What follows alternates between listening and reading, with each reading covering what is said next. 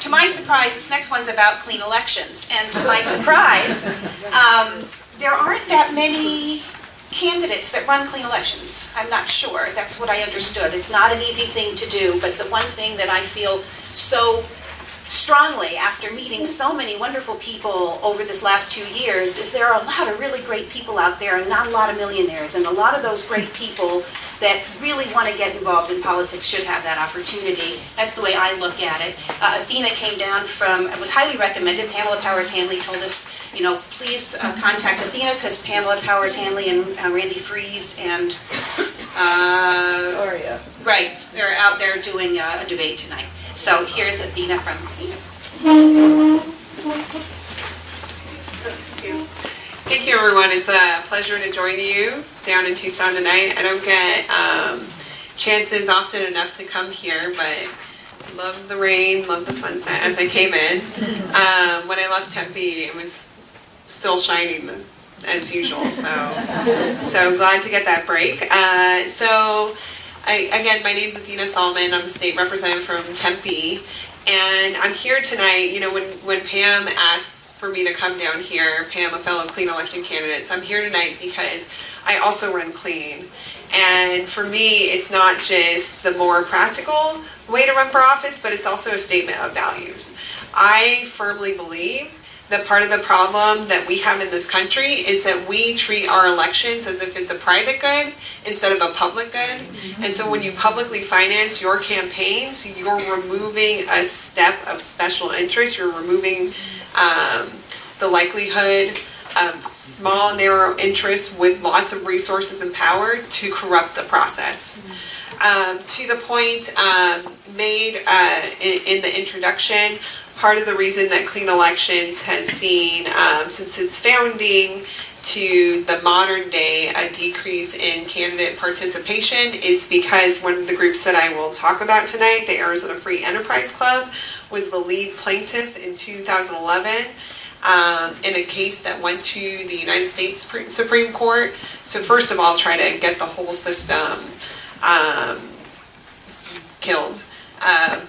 But fortunately, a portion of it survived, but a key component, which was the matching funds, which made it competitive against privatizing your campaign, the Supreme Court had struck down. However, we do see a lot of candidates still running clean. I believe this year we have over 70 candidates throughout the state, maybe even higher, not only from your statewide candidates, but also to your local legislative candidates using the system. So what happened during the legislative session? This really goes back not to 2018, but to the 2017 legislative session. So what we saw in the previous election year is candidates running in districts that were considered one party dominant, and that one party being dominant in Republican districts, right? And so a certain party got upset that Democrats were able to finance their campaigns in districts they didn't believe Democrats should be running in. And so beginning in 2017, my first term as a lawmaker, a narrative was crafted that Democratic candidates were using clean money to then funnel to the party so that the party can spend in these other districts that were more competitive, not based on any fact. And so originally what happened in 2017 is they tried to amend it just through the legislature, but you need a 3/4 majority, so that failed. And so they came back this year with a referral to the voters, because you only need a simple majority to refer something to the voters instead of a supermajority. Not only with the component to make it so partisan candidates cannot spend any clean funding through their parties. So like I, as a clean election candidate, I get the voter file through the Democratic Party.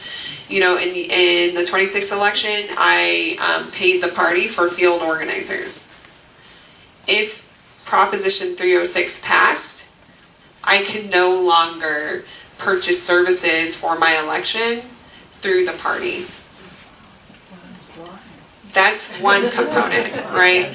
But the other thing that they added, and here's the absurdity of this resolution, is this is the last thing that we voted on in the legislative session. And as it was past midnight, and I got up to oppose this resolution, the first thing I said is, this is not democracy when we are debating something that I've only had 10 minutes to look at since it just came from the Senate, and I'm doing this on 1 hour of sleep over a 36-hour stretch working back to back. This is not democracy, and this is fundamentally wrong. And we're going to send the voters something that we have no idea what we're even voting on and what's in this resolution. So the details that they added. So the front story and their PR campaign is about how parties shouldn't use public financing to funnel money. Like that's their marketing stunt to get the voters, to trick the voters into supporting this. But the real reason why this legislation exists is because they want to protect dark money. And so while the Clean Elections Commission and the formation of the Clean Elections Act was amazing for candidates because we can run publicly instead of privately, the other component that voters don't realize is that the Clean Election Commission was also given powers in the original act to start regulating and requiring disclosure of traditional, so the privatized candidates, we call them traditional, but I believe they're privatized, their campaigns, and independent expenditure groups. And so the Clean Election Commission started flexing their muscles, started requiring disclosure, and then the governor's rulemaking body, called GERC for short, decided that no, it's their job. And so there's been a fight for several years about whose job is it. And Governor Ducey's Rulemaking Council, which comprises of lobbyists, including the former director of the Free Enterprise Club, which again was the main plaintiff in 2011 to try and kill clean elections, have been fighting for control over that disclosure and regulatory piece of who gets to decide what happens in elections in that transparency.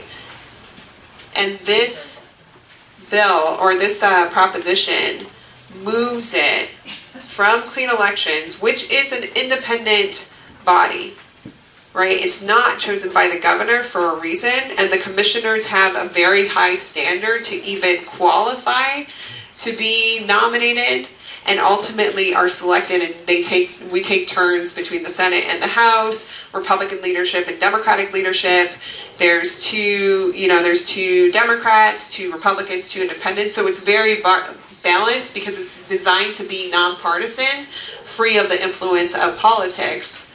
And so it's taking it away from the Clean Elections Commission and putting it directly under a partisan governor and his rule-making body, so that they can conveniently, I believe, make it more difficult for clean candidates to run.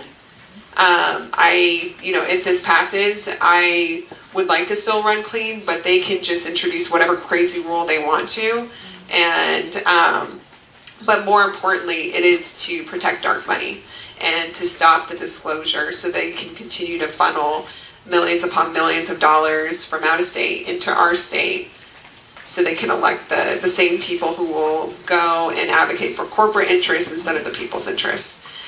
So that's what this is about. And I've given everyone 2 of these flyers because, keep one for yourself or give both them to people who don't know about this. I bet you there's someone who doesn't know yet who will appreciate the information. I also brought a box, so I'm hoping that I don't go home with any of these, that you all will hand them out in your community. And then I have about 40 of these, 20 or 40. And this is if you're interested in writing a letter to the editor or posting on social media. Here's some examples of talking points that you can use. The last thing I'll say is, to simplify, we were just talking about this. On this year's ballot, if you see the number 300, just vote no. Thank you.